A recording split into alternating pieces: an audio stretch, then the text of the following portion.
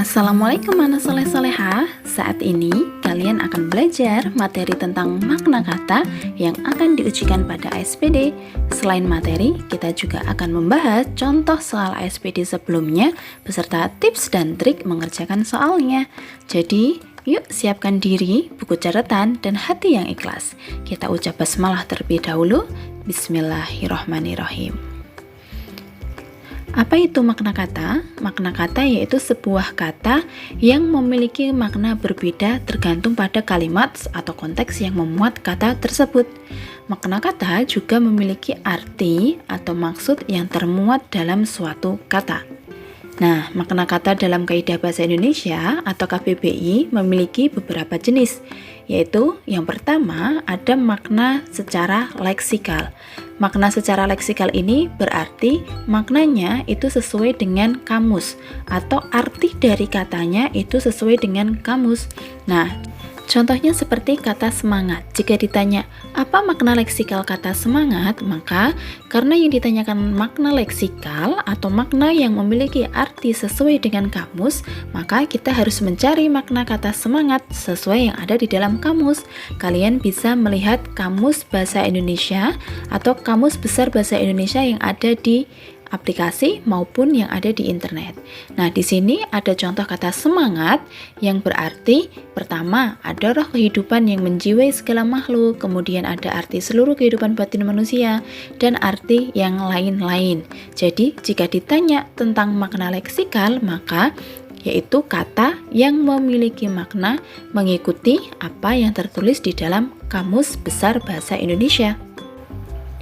Jenis yang kedua yaitu makna gramatikal. Apa itu makna gramatikal? Makna gramatikal merupakan makna kata yang muncul akibat dari adanya suatu proses gramatika atau proses tata bahasa Indonesia seperti proses susunan, proses perulangan, maupun proses penambahan. Kenapa makna gramatikal ini berbeda? Karena secara gramatik ketika suatu kata diberi imbuhan maupun diberi penambahan, maka ia akan memiliki arti yang berbeda. Nah, contoh di sini yaitu kata tulis. Kata dasar tulis apabila mendapat imbuhan me, maka dia akan menjadi menulis. Begitupun kata dasar tulis jika diberi akhiran an, maka dia akan menjadi tulisan. Nah, apa bedanya? Karena memiliki imbuhan maupun akhiran, maka kata tulis ini memiliki arti yang berbeda ketika menjadi kata menulis maupun menjadi kata tulisan. Kata menulis memiliki arti membuat huruf atau angka dengan pena, sedangkan tulisan memiliki arti yang berbeda dengan arti kata menulis. Kata tulisan memiliki arti yaitu hasil menulis atau barang yang ditulis atau bahkan cara menulis. Jadi, ketika suatu kata dasar diberi imbuhan, diulang maupun disusun secara gramatikal, maka ia akan memiliki makna yang berbeda. Tidak hanya kata tulis saja ya, kata dasar apapun itu jika diberi proses gramatikal, maka dia akan berubah maknanya. Jenis yang ketiga yaitu makna denotatif. Apa itu makna denotatif? Makna denotatif memiliki arti yang berbeda dengan makna leksikal maupun makna gramatikal. Namun, makna denotatif ini hampir sama dengan makna leksikal. Hanya saja, jika makna leksikal secara kamus, maka denotatif ini bisa ditafsirkan atau bisa dimaknai secara langsung. Contohnya, kalimat orang itu telah pergi. Nah, di sini kata pergi dalam kalimat tersebut hanya memiliki satu arti langsung atau memiliki arti yang bisa dimaknakan secara langsung, yaitu berarti meninggalkan. Nah, maka makna denotatif ini merupakan makna atau kelompok kata yang tidak mendapat tafsiran lain atau makna langsung. Jadi maknanya hanya satu, kata pergi ya berarti meninggalkan, dia tidak punya arti lain. Maka itulah yang disebut dengan makna denotatif. Lanjut ke jenis yang terakhir yaitu makna konotatif atau disebut juga dengan kiasan. Nah, makna kata ini memiliki nilai-nilai tambahan sehingga maknanya berupa kiasan yang bisa saja berisi nilai rasa, sikap sosial, maupun anggapan lain. Jadi, berbeda dengan makna denotatif yang merupakan makna langsung dari kata tersebut, sedangkan makna konotatif itu berupa kiasan atau makna tidak langsung. Di sini diberikan contoh kalimat, orang itu menjadi kambing hitam. Kata kambing hitam bukan berarti kambing berwarna hitam, melainkan memiliki makna yaitu orang yang dijadikan tumpuan kesalahan. Jika kambing hitam diartikan kambing berwarna hitam, maka dia adalah makna secara denotatif. Tapi dalam kalimat ini, dia memiliki arti kiasan atau memiliki makna konotatif. Maka, kata kambing hitam itu berarti orang yang dijadikan tumpuan kesalahan. Tips dan trik untuk mengerjakan soal tentang makna kata. Yang pertama, cari kata yang dimaksud dalam kalimat, kemudian makna kata memiliki arti yang sesuai dengan konteks kalimatnya. Jadi, semisal kalian tidak paham terkait arti dari makna kata yang dimaksud, maka fokuslah dengan konteks kalimatnya. Yuk langsung saja kita bahas soalnya. Let's get started. Soal nomor pertama, silahkan dibaca terlebih dahulu, kemudian cobalah kerjakan apa jawaban dari pertanyaan tersebut. Jika merasa terlalu cepat video ini berjalan, silahkan diberhentikan untuk kalian mengerjakan. Maksimal mengerjakan satu soal ASPD yaitu hanya 2 menit saja. Dalam mengerjakan soal bahasa Indonesia, sebelum kalian membaca teksnya, silahkan dibaca terlebih dahulu soal yang ditanyakan.